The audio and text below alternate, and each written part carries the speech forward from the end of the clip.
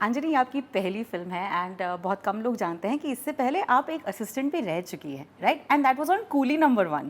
Oh wow! तो कब आपके मन में वो कहते हैं ना कीड़ा जगा कि अब मुझे एक्टिंग करनी है, कि पहले से ही था? मेरी दादी एक्टिंग सिखाती थी घर पे, सो वीकेंड्स पे मैं अपने दादी के साथ रहती थी। She was an acting coach, now she doesn't do it any more, but at the time मैं उनके यहाँ रहती थी, तो वो जब उनके स्टूडेंट्स आते थे तो किसी की सिस्टर, किसी की बेटी, so she used to put me into the scene and I used to have the best time ever. We are also celebrating 42 years of Jaane Bhi दो यारो। ये फिल्म सिर्फ मेरी वजह से नहीं बल्कि कुंदन शाह की वजह से, जिन लोगों ने इसको लिखा, जिन लोगों ने इसमें पार्टिसिपेट किया और इवेंचुअली इसको एडिट किया, जिन लोगों ने इसको प्रोड्यूस किया, इकट्ठा किया, वो सब काबिल तारीफ़ हैं। You have a favourite Pankaj Kapoor film?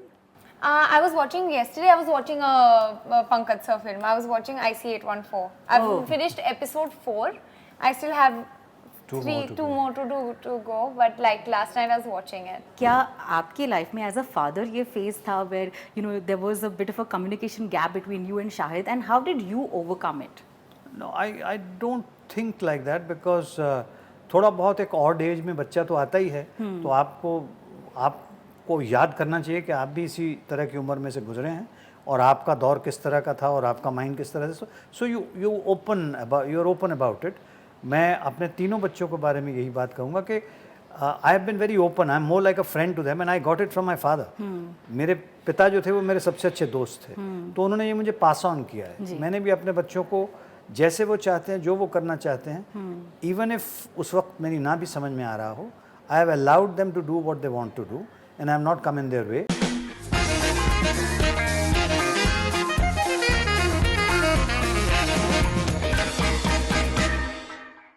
एक बात मैंने कहीं सुनी थी कि जब तक आपको एहसास हो जाता है कि आपके पेरेंट्स सही थे, आपके बच्चे आपको गलत साबित करने पर मजबूर हो जाते हैं। Binny and family is a story about generation, connection, relationships and the team is with me right now. नमस्कार दोस्तों, बॉलीवुड हंगामा पर मेरा नाम है उर्मिन एंड हेलो पंकज जी, कैसे हैं आप? I am good, thank you. So good to see you and newcomer, oh my god, आज तो आपकी मुंह दिखाई होने वाली है madam ji. I am very excited. It's so good to see you, congratulations on your first film. और जैसे मैंने कहा मुंह दिखाई हो रही है, तो सबसे पहले आप अपना इंट्रोडक्शन दीजिएगा, you know the typical introduction जो देना होता है, योर एज और प्रोफाइल्स वगैरह, शुरू हो जाइए। Okay, so hi, I'm Anjani Dhawan. Yes. I am age बताना है, 24 years old, and these are my profiles. Lovely, Anjani. Fantastic.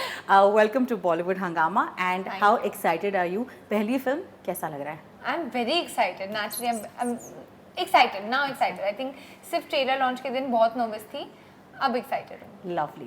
Pankaj ji, it's such a pleasure to see you. I am so happy, sir, कि इतने सालों में आपने हमें जो entertainment दिया है आपकी फिल्मों से, आपके टीवी शोज से, मतलब ऑफिस में आप सताए गए लेकिन हमें बड़ा मज़ा आया। So thank you so much for you know these wonderful years. मैं ये सवाल आपसे पूछना चाहूँगी कि आज जब आप एक स्क्रिप्ट को देखते हैं तो उसमें ऐसी कौन सी चीज़ है जो आपको सबसे ज़्यादा इंस्पायर करती है हाँ बोलने के लिए? मेरा ख्याल है कहानी जी। और स्क्रिप्ट क्या कह रही है और जो किरदार मुझे ऑफ़र किया गया है उसमें वो मादा है कि मुझे मज़ा आए करने के लिए और थोड़ा मुख्तलिफ है।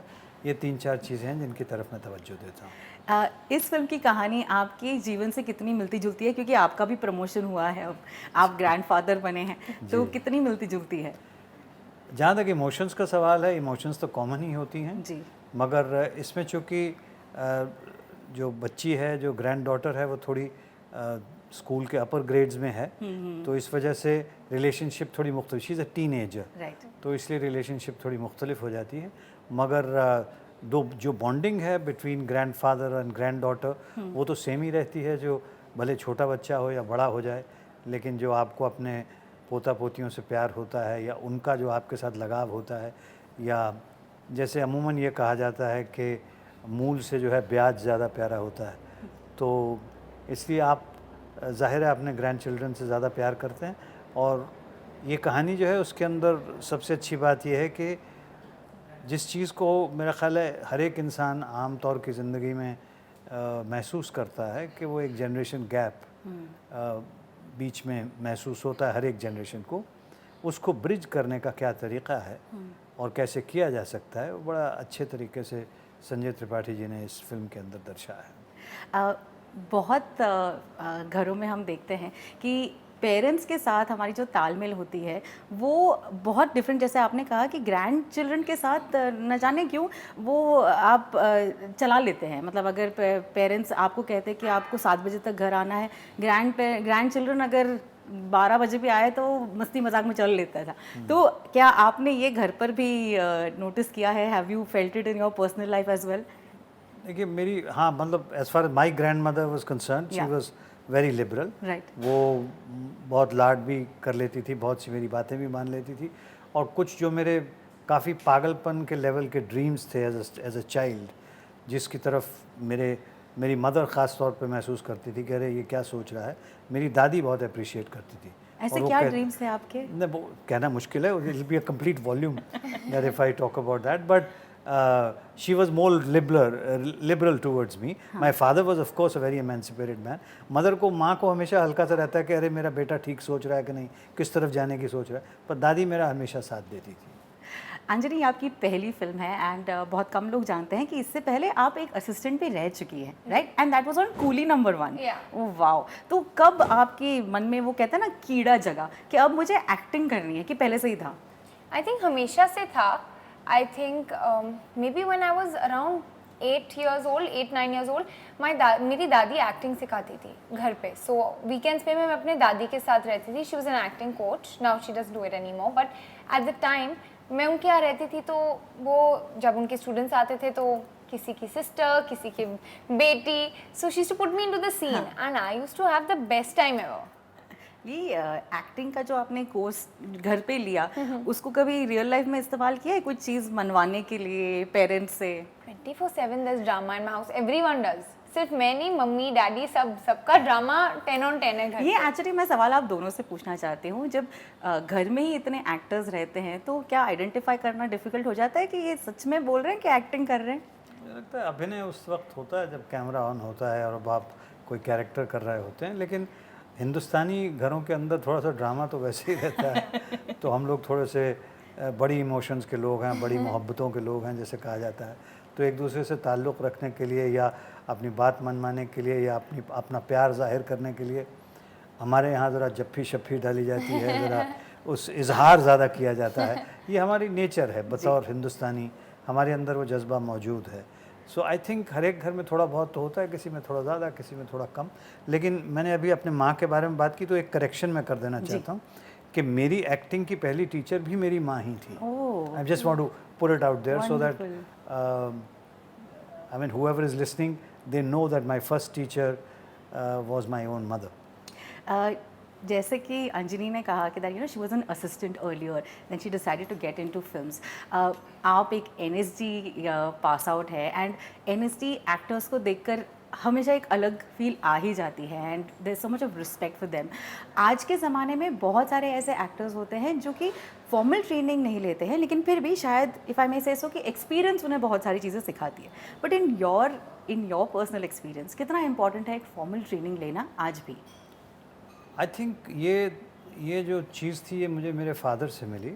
ही वॉज एन एजुकेशनिस्ट और उनका ये यकीन था, जो मैं भी बड़े स्ट्रांगली महसूस करता हूँ, कि आप जिस भी फील्ड में जाना चाहते हैं उस फील्ड में अपने आप को एजुकेट कीजिए। अब ये एजुकेट करने के कई तरीके हो सकते हैं, ज़रूरी नहीं है कि आप किसी इंस्टीट्यूट में दाखिल होकर वहाँ 3-4 साल रहें, उसका एक अपना फ़ायदा है। उसका फ़ायदा ये है कि एक स्ट्रीमलाइन तौर पे आपका काम होता है। और इसकी एग्जांपल के तौर पे छोटी सी बात मैं आपके सामने रख सकता हूँ कि जैसे एक नदी होती है या एक बाढ़ आती है उस नदी में वगैरह वगैरह, या बहुत भरी हुई नदी है, जिससे मेरा मतलब है बहुत भरपूर टैलेंट है ना। अगर उसको चैनलाइज नहीं किया जाता तो वो बहुत चीज़ें बर्बाद कर सकता है, including the banks of the river, है ना। लेकिन अगर उसको चैनलाइज कर दिया जाए तो उससे बिजली भी पैदा की जा सकती है, पानी का इस्तेमाल भी किया जा सकता है। तो तालीम जो है या एजुकेशन जो है मेरे हिसाब से सिर्फ इसलिए इम्पोर्टेंट है, अगर आप उसी माहौल में रह के, भले किसी को असिस्ट करके, भले किसी की एसोसिएशन के साथ, अगर आप ज़्यादा वक्त बिताते हैं और वो चीज़ सीखने की कोशिश करते हैं, सीखना ज़रूरी है। मैं सब कुछ जानता हूँ या जानती हूँ वाला एटीट्यूड जो है वो मुनासिब नहीं है मेरी समझ में। पर हो सकता है मेरी समझ बराबर ना हो, बहुत से लोगों को ना सूट करे, लेकिन मैं यकीन मानता हूँ कि अपने आप को जिस भी फील्ड में आप जा रहे हैं उसमें एजुकेट करना ज़रूरी है, including acting. In your glorious career आप कई सारे नए नए एक्टर्स, उभरते सितारों के साथ आप काम कर चुके हैं. Do you have a different approach to seeing them when you realise that भाई इनकी एक्टिंग अभी भी पॉलिश नहीं है? क्या आप उन्हें एडवाइस देना ठीक समझते हैं, और do you just want to just concentrate on your? मुझे लगता है कि हर एक के अंदर अपना जज्बा, अपना टैलेंट तो है ही, और उस टैलेंट को नेचुरल तरह से उभरने देना चाहिए, अपनी जानकारी उनके ऊपर थोपनी नहीं चाहिए। और I have always found it's a pleasure working with youngsters, with new commerce, क्योंकि उनके अंदर एक अलग जज्बा, एक अलग एनर्जी होती है, जो आई थिंक जो भी सीन हो रहा है या जो भी कहानी कही जा रही है उसके अंदर वो उस एनर्जी को डालते हैं, तो आप भी उस एनर्जी का हिस्सा हो जाते हैं, which I think is wonderful. So I look upon it very positively, and I think some of the youngsters are really doing very well and they have a very bright future. Anjani, Vini के किरदार से आप कितना relate कर पाती हैं? She comes across as a rebel. आप भी एक फेस ऐसे गुजरी थी? यू नो, बिनी हर एक 18-year-old रिलेट करेगी, लाइक जेन्युइनली, बिकॉज वो सिर्फ रिबेल नहीं है, शी इज ऐसा, आई थिंक ट्रेलर में she looks like a rebel, वो है रिबेल है, बट वो बहुत सॉफ्ट हार्टेड है, उसके पास उसके इमोशंस भी काफ़ी हाई है, वो समझती है, वो अंडरस्टैंड भी करती है, एंड आई थिंक वो सिर्फ रिबेल नहीं है, I think she is got a lot more depth to her then just being this rebellious 18-year-old teenager who wants her own way. Relatable तो बहुत है, आई थिंक हर एक लड़की, I think at the age 16, 17, 18, 19 वो phase हुआ है कि मुझे मेरा स्पेस चाहिए, मुझे अपना डोर लॉक करना है, मुझे थोड़ा तो टाइम दो अकेले. I think everyone's been through it. मुझे लगता है since you are being identified as a Gen Z, तो आपके पर्सपेक्टिव से मैं जानना चाहूँगी कि पेरेंट्स को ऐसी कौन सी चीज़ें करनी चाहिए ताकि उनका रिलेशनशिप उनके बच्चों से और स्मूथ हो सके? आई थिंक अपना माइंड ओपन रखना चाहिए. जब आप अपने बच्चे से बात कर रहे हैं, कॉन्वर्सेशन कर रहे हैं, तो आई थिंक अपना माइंड ओपन करना चाहिए, उनके पर्सपेक्टिव को भी इम्पोर्टेंस देनी चाहिए. Like it should not be like आप तो बच्चे हो, आपको क्या पता. It should not, you should not just sideline someone's thoughts. I think उनको they should be able to feel heard.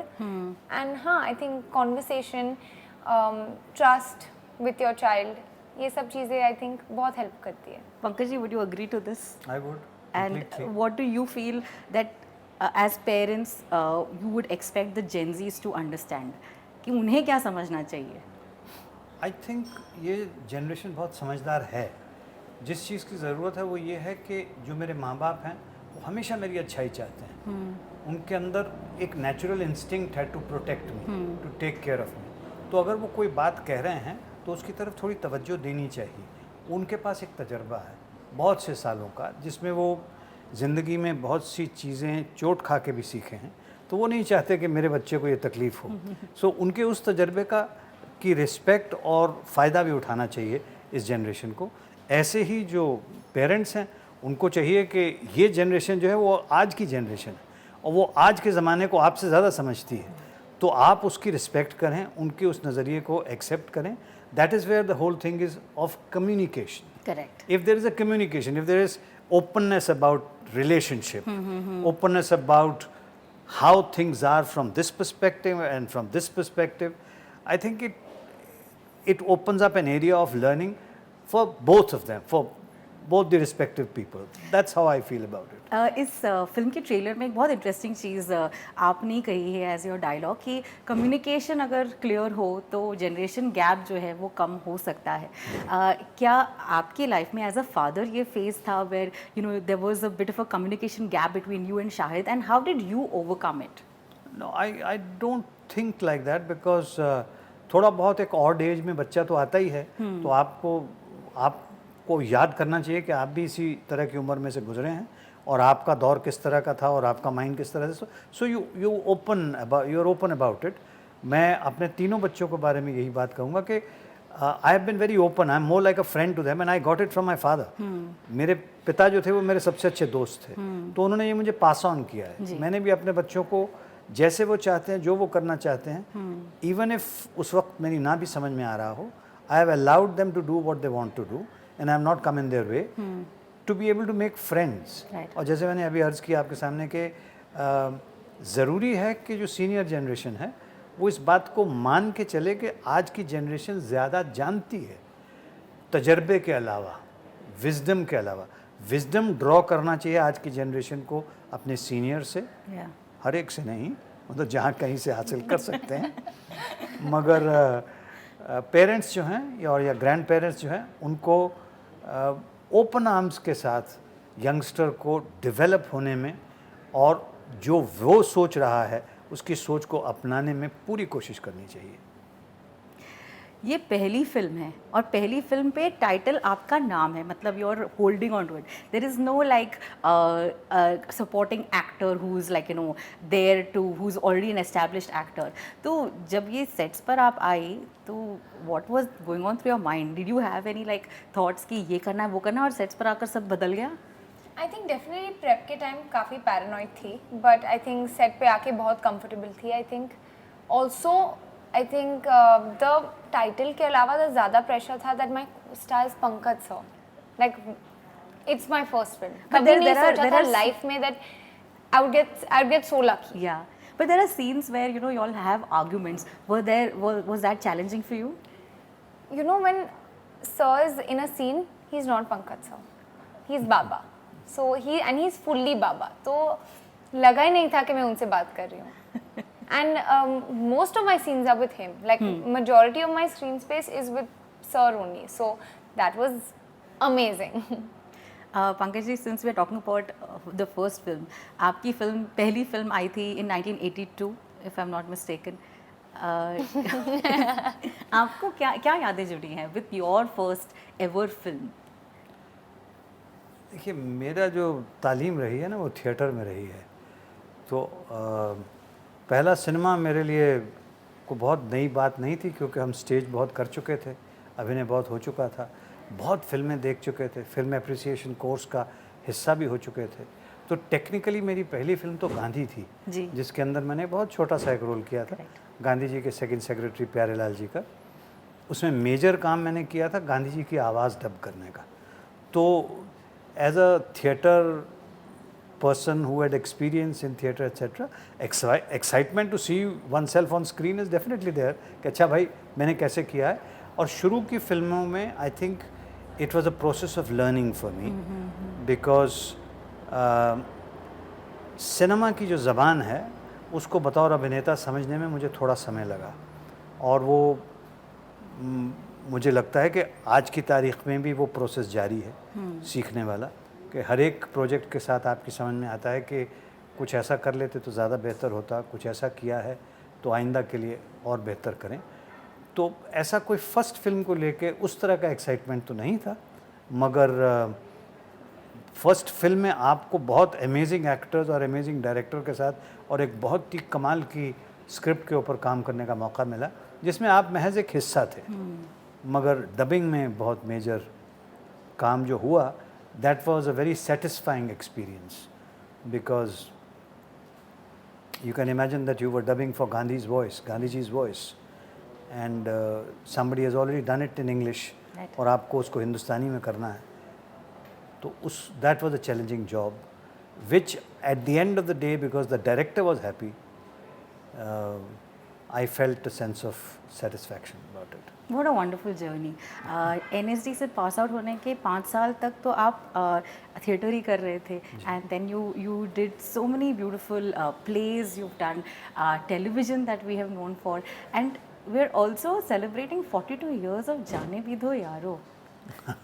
ये फिल्म आपकी ज़िंदगी से कभी नहीं निकल सकती, ये कॉन्वर्सेशन आपकी ज़िंदगी से कभी नहीं निकल ना मैं चाहता हूँ कि निकले, मैं चाहता हूँ जब तक मैं हूँ ये कॉन्वर्सेशन रहे, और ये फिल्म सिर्फ मेरी वजह से नहीं बल्कि कुंदन शाह की वजह से, जिन लोगों ने इसको लिखा, जिन लोगों ने इसमें पार्टिसिपेट किया और इवेंचुअली इसको एडिट किया, जिन लोगों ने इसको प्रोड्यूस किया, इकट्ठा किया, वो सब काबिल तारीफ़ हैं, क्योंकि एक ऐसी फिल्म बनी जिसको आज की तारीख़ में आज की जनरेशन भी अप्रिशिएट करती है, और मुझे ऐसा महसूस होता है कि आने वाले बड़े लंबे अरसे तक के लिए ये फिल्म अप्रिशिएट की जाएगी। सेट्स पर क्या आप लोग भी बहुत हंसी मजाक करते थे? बिकॉज सीन्स ही कुछ ऐसे थे। टाइम ही नहीं था किसी के पास कुछ करने का, पैसे ही नहीं थे फिल्म के अंदर, तो कई बार तो लगातार 36 घंटे शूटिंग होती थी।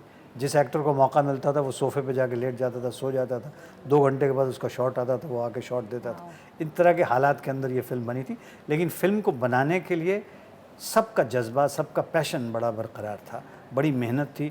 Everybody believed in what they were doing and हर एक ने कोशिश की सबसे अच्छा जो कर सकते हैं पूरी ईमानदारी से वो करें। और सबसे बड़ा इसका क्रेडिट जो है वो कुंदन शाह साहब को जाता है, जिन्होंने कि फिल्म का कॉन्सेप्ट लिखा भी था और डायरेक्ट भी की थी, और इवन रंजीत कपूर साहब एंड सतीश कौशिक साहब जिन्होंने डायलॉग्स वगैरह पे काम किया था, and the entire team of actors. I mean we enjoyed ourselves and yet we were, there were hardly any kind of comfort level during the shooting of the film, and anything that could go wrong in a film set went wrong in that film. And yet it is Jaane Bhi Do Yaro, the Jaane Bhi Do Yaro that everybody sees. Definitely is the comedy of errors. मैंने ये सवाल इसलिए पूछा क्योंकि जब ये film आई थी तब इंस्टेंट हिट नहीं हुई थी, and I am sure that you know नहीं, इंस्टेंट हिट हुई थी। इंस्टेंट हिट हुई थी। जी जी, दिल्ली में I have seen myself when I got out from the train in Sheela Theatre in Delhi. It was running in the 39th week, which was unusual for a film of that kind to be able to run for that long.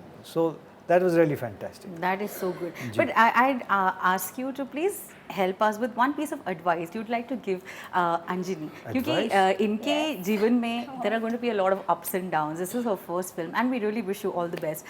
But film का hit होना, flop होना वो एक किस्मत की बात भी होती है, आजकल तो प्रमोशंस की भी बात होती है. What is an advice that you'd like to give some? I would like to take some advice Oh, from her lovely, instead. lovely. Because I think this is the generation we are talking about. Wonderful. So, as I told you a while ago, that I would rather learn from her and take her advice as to how one should be conducting oneself in today's time. Because I'm a believer in youth. That's one. And you should be asking her as to what she can derive from my generation or from me or whatever, if at all. Yeah. She should first point out all the wrongs so that it's simpler for me to try and correct them, and then she can take me forward to the journey that she wants to or she would like to take me, or this generation would like to take me. Pankaj, you are so open-minded. There is a whole lot of generation who would be saying that ऐसा नहीं होता है, हमें ज़्यादा पता है. आप पहले इंसान हैं जो ऐसे कह रहे हैं कि आप बताइए, देखते हैं क्या होता है. But I'm a believer in that. मैं सिर्फ आपके शो के लिए या इनको खुश करने के लिए नहीं कह रहा हूँ. मैं वाकई इस बात में यकीन रखता हूँ कि आज की जनरेशन को आज के ज़माने के बारे में हम लोगों से ज़्यादा मालूम है.